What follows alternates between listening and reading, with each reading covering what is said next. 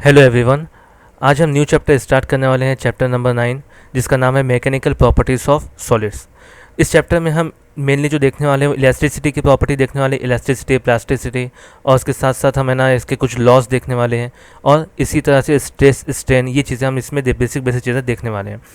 तो पहले देखिए अब तक कि हमने क्या देखा था कि हमें पता है कि जो रिजिड बॉडी होती है, ठीक है, जो रिजिड बॉडी होती है वो क्या होती है, वो रिजिड बॉडी का जो शेप है वो चेंज नहीं होता है। यानी उसका शेप और साइज़, यानी जितना भी सॉलिड्स होंगे, जो भी आपके सॉलिड होते हैं वो क्या होते हैं, उसका जो शेप है, उसका शेप और उसका जो साइज़ है वो चेंज नहीं होता है जब हम इसके ऊपर एक्सटर्नल फोर्स लगाते हैं। तो जब भी हम क्या करेंगे, किसी भी सॉलिड के ऊपर एक्सटर्नल फोर्स लगाएंगे तो वो क्या करता है, आपका शेप और साइज को चेंज नहीं करता है, जिसको हम है ना रिजिड बॉडी कहते हैं। और आज से हम क्या करेंगे, जो एक्सटर्नल फोर्स है इसको ही हम बोलेंगे डिफॉर्मिंग फोर्स। ये जो भी आपका एक्सटर्नल फोर्स होगा उसको हम क्या करेंगे, कहेंगे डिफॉर्मिंग फोर्स। ओके, तो जब हम क्या करते हैं, कोई रिजिड बॉडी के ऊपर जो सॉलिड होता है, सॉलिड के ऊपर अगर हम है ना फोर्स अप्लाई करते हैं, यानी डिफॉर्मिंग फोर्स अप्लाई करते हैं, तो वो अपना शेप और साइज चेंज नहीं करते हैं। ये हमने क्या किया है, पूरा थ्योरेटिकल देखा है। लेकिन अगर हम प्रैक्टिकली देखा जाए तो इससे पूरा सब अपोजिट होता है। यानी प्रैक्टिकली देखा जाए तो क्या होता है, फॉर एग्जांपल अगर हम क्या करते हैं, किसी बॉडी के ऊपर एक्सटर्नल फोर्स लगाते हैं तो वो अपने क्या है, स्टेट कुछ ना कुछ चेंज करता है। किसी ऑब्जेक्ट के ऊपर डिफॉर्मिंग फोर्स अप्लाई करेंगे तो वो अपना क्या करेगा, बॉडी में चेंजेस लाएगा, बॉडी चेंजेस। इसके बॉडी में क्या हो जाए, कुछ ना कुछ चेंज हो गया उसका, और उसके शेप में भी चेंज होगा, साथ साथ उसके बॉडी में चेंज और साथ में शेप में भी चेंज होगा। इसी तरह से अगर एग्जांपल देखें तो अगर हम क्या करते हैं, एक थिन मेटल की प्लेट लेते हैं, मेटल प्लेट लेते हैं, अगर ये मेटल प्लेट बहुत ही थिन है, या फिर आप इन्हें स्केल सपोज कीजिए, अगर हम क्या करते हैं, स्केल के ऊपर क्या करते हैं, कुछ ना फोर्स अप्लाई करते हैं। एक्सटर्नल फोर्स क्या होगी कि हम फॉर एग्जांपल इसको इस तरह से यहाँ तक के मूव किए, और जब हम ये डिफॉर्मिंग फोर्स को क्या करें, इसको छोड़ दिया, मतलब ये डिफॉर्मिंग फोर्स जो हमने लगाए थे इसको क्या किया, हमने इसको रिलीज कर दिए, तो क्या करेगा, ये है ना इस तरह से रोटेट होना स्टार्ट होगा, यानी अपनी शेप चेंज करेगा। इसी तरह से अगर हम स्प्रिंग के एग्जांपल दिए, स्प्रिंग अगर हम क्या करेंगे, इसके ऊपर डिफॉर्मिंग फोर्स लगाएंगे तो क्या हो जाएगा, जब हम इसको डिफॉर्मिंग फोर्स लगाएंगे तो क्या हो जाएगा, उसका शेप चेंज होगा। वो अपना अगर हम ना क्या करेंगे, उसको दबाएंगे तो कॉम्प्रेस होगा, और उसको खींचेंगे तो क्या हो जाएगा, वो एक्सपांड होगा। इस तरह से क्या होता है, जब भी हम किसी बॉडी के ऊपर फोर्स लगाते हैं, एक्सटर्नल फोर्स लगाते हैं, ठीक है, मेन जो है यहाँ पे डिफॉर्मिंग फोर्स है, एक्सटर्नल फोर्स है। ये एक्सटर्नल फोर्स लगाने की वजह से क्या हो जाएगा, आपका बॉडी में कुछ चेंज होगा, कॉम्प्रेस होगा, या फिर ये क्या हो जाएगा, एक्सपांशन होगा, तो इसको हम बोलेंगे डिफॉर्मिंग फोर्स। ओके, ये जो होता है ये आपका जो बार बार ये अपने सेम पोजीशन पर आ रहा है, तो इसी चीज़ को हम बोलते हैं इलास्टिसिटी। तो हम क्या करेंगे, नेक्स्ट इलास्टिसिटी की डेफिनेशन देखेंगे कि इलास्टिसिटी क्या होता है। तो जो भी आपका बॉडी जब भी है ना अपनी रिस्टोरिंग फोर्स लगाकर जो अपनी कैपेसिटी से, फॉर एग्जांपल अगर हमने क्या किया, स्प्रिंग को खींचा है और खींचकर बाद में डिफॉर्मिंग फोर्स को छोड़ दिया है, तो अपनी ओरिजिनल पोजीशन में आएगा, तो क्या हो जाएगा, ये ओरिजिनल पोजीशन में किस तरह से आ रहा है, इलास्टिसिटी की वजह से। तो हम क्या करेंगे, इलास्टिसिटी देखेंगे। तो देखिए यहाँ पे इलास्टिसिटी का एक सिंपल सा डेफिनेशन है, the tendency of an object to regain its original configuration after removing of deforming force is called elasticity. तो यहाँ पे देखिए इलास्टिसिटी क्या है कि ये कोई भी ऑब्जेक्ट की टेंडेंसी है, जब हम क्या करते हैं, इसके ऊपर एक्सटर्नल फोर्स लगाते हैं, डिफॉर्मिंग फोर्स लगाते हैं, तो वो क्या करेगा, डिफॉर्मिंग फोर्स लगाने की वजह से अपना क्या करेगा, कॉन्फ़िगरेशन चेंज करेगा। यानी हम क्या कर रहे थे, इस मेटल प्लेट को ले रहे थे और मेटल प्लेट को हमने जब यहाँ पे इस तरह से रख दिया है और इसके ऊपर डिफॉर्मिंग फोर्स लगाया है, तो वो क्या करेगा, इस तरह से यहाँ तक के मूव होगा। और जब हमने डिफॉर्मिंग फोर्स हटा दिए तो जो इसके ऊपर जो वर्क हो रहा है, इसके ऊपर जो है ना फोर्स अप्लाई हो रही है, जो इलास्टिसिटी की वजह से, जो भी आपका इसकी जो प्रॉपर्टी की वजह से क्या कर रहा है, अपनी ओरिजिनल पोजिशन में आ रहा है, तो इसको हम बोलेंगे इलास्टिसिटी। ये जो प्रॉपर्टी होती है उसको हम बोलेंगे इलास्टिसिटी। ओके, तो हर एक जो पोजीशन होती है, हर एक जो ऑब्जेक्ट होता है वो अपने क्या है, इक्विलिब्रियम पोजीशन में आने की कोशिश करता है हमेशा। इक्विलिब्रियम स्टेट मतलब क्या है, आपका जो स्टेबल स्टेट होता है उसको हम ना इक्विलिब्रियम स्टेट कहते हैं, यानी स्टेबल स्टेट। तो स्टेबल स्टेट जो होता है, ये स्टेबल स्टेट में आने की हर कोई है ना अपने तरफ से कोशिश करता है। यानी अगर हमने क्या किया है, इस तरह से स्प्रिंग लगाया है और स्प्रिंग को अपने क्या किया, कॉम्प्रेस कर दिया है। कॉम्प्रेस करने के बाद क्या करेंगे, जब है ना ये इतना छोटा छोटा सा हो जाएगा, जब आप क्या करेंगे, इसके ऊपर से डिफॉर्मिंग फोर्स जो हमने लगाए थे, ये जो हमने लगाए हैं ये डिफॉर्मिंग फोर्स है, तो ये जब डिफॉर्मिंग फोर्स हम क्या करेंगे, इसके ऊपर से रिलीज कर देंगे, यानी हटा देंगे, तो ये क्या करेगा, फिर से अपने ओरिजिनल पोजीशन में आ जाएगा। ये ओरिजिनल पोजीशन में किस तरह से आ रहा है, ये ओरिजिनल पोजीशन में आ रहा है आपकी इलास्टिसिटी की वजह से।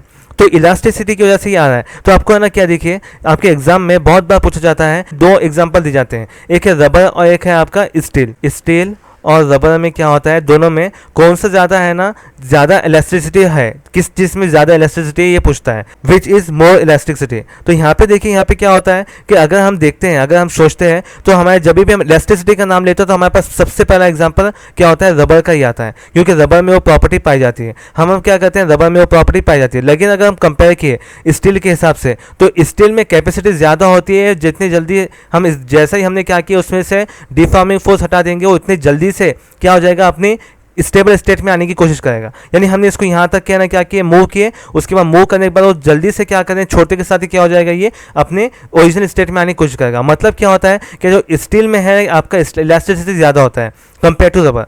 ठीक है, अब देखिए अगर हम क्या करेंगे, ये स्टील की जो स्केल है, अगर हम क्या करें, बहुत ज़्यादा इसको क्या कर दिए, टर्न कर दिए, तो क्या हो जाएगा, ये अपने ओरिजिनल पोजीशन में नहीं आ सकेगा। तो ये देखिए, ये जो इलास्टिसिटी होती है ये एक लिमिट तक के काम करती है। ठीक है, अप टू सर्टेन लिमिट। अगर हम क्या करेंगे, स्प्रिंग है, स्प्रिंग को भी बहुत ज़्यादा खींच लिया अगर, तो बाद में उसमें कैपेसिटी नहीं होती है कि वो है ना अपने ओरिजिनल स्टेबल स्टेट में आए। तो ये हो जाती है अप टू सर्टेन लिमिट के ऊपर है ना ये काम करता है। यानी इलास्टिसिटी जो होती है वो यहाँ पे अप टू सर्टेन लिमिट होता है, अप टू सर्टेन लिमिट। अगर जब तक कि हमने उस लिमिट तक क्या है ना डिफॉर्मिंग फोर्स लगाए, तभी क्या करेगा, वो अपने क्या आ जाएगा, अपने ओरिजिनल पोजीशन में आएगा, वरना ये अपनी ओरिजिनल पोजीशन में नहीं आ सकेगा। तो ये जो इलास्टिसिटी होती है ये पूरा डिपेंड करता है आपका कि आप कितना ज़्यादा डिफॉर्मिंग फोर्स उसके ऊपर लगा रहे हैं। ओके, तो ये था हमारे इलास्टिसिटी के बारे में। इसी को समझने के लिए आपके एनसीईआरटी बुक में इस तरह से एक डायग्राम दिया गया है।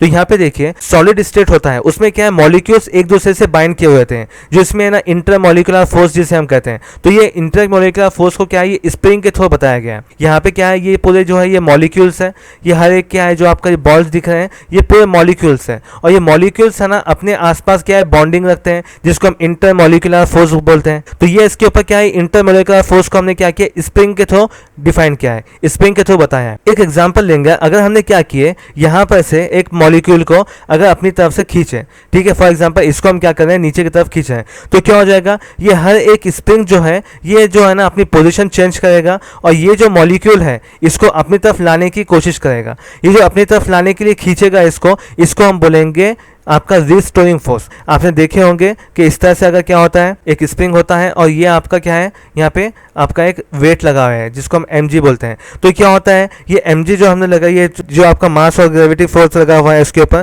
तो f जो होता है हमारे को, हम इसको लिखते हैं f is equal to minus kx लिखते हैं। ठीक है, जो माइनस क्यों लिखते हैं यहाँ पे, इसका क्योंकि ये रिस्टोरिंग फोर्स इसके ऊपर अप्लाई हो रही है। रिस्टोरिंग फोर्स हमेशा क्या होता है, जो डायरेक्शन में फोर्स अप्लाई हो रही है उसके अपोजिट डायरेक्शन में रिस्टोरिंग फोर्स होती है। तो यहाँ पे देखिए, ये अपनी हर एक क्या करेगा, स्प्रिंग अपनी तरफ इस मॉलिक्यूल को खींचेगा, हर एक अपनी तरफ मॉलिक्यूल्स को खींचने की कोशिश करेगा। तो ये क्या करेगा, जब अपनी तरफ खींचेगा तो ये जो हो जाएगा, ये आपकी रिस्टोरिंग फोर्स अप्लाई करेगा। यानी ये मॉलिक्यूल को अपने स्टेबल स्टेट में लाने के लिए हर एक क्या करेगा, अपनी कोशिश करेगा, अपने फोर्स लगाएगा, जिसको हम बोलेंगे रिस्टोरिंग फोर्स। अगर हमने क्या किए, स्प्रिंग को खींच लिए, स्प्रिंग को हमने क्या किए, एक्सपांड कर दिए, खींच लिए, तो ये क्या करेगा, कुछ फोर्स लगाएगा अपने स्टेबल स्टेट में आने के लिए, अपने इक्विलिब्रियम पोजीशन में आने के लिए। तो इसको हम बोलेंगे आपका रिस्टोरिंग फोर्स। यहाँ पे आएगा आपका रिस्टोरिंग फोर्स। समझ में आ गया रिस्टोरिंग फोर्स क्या होता है। देखिए यहाँ पे अगर हम देखते हैं कि एक जो डायग्राम दी गई है, यहाँ पे आपको ग्राफ बताया गया है, तो यहाँ पर जो है ये आपका एक्स एक्सिस है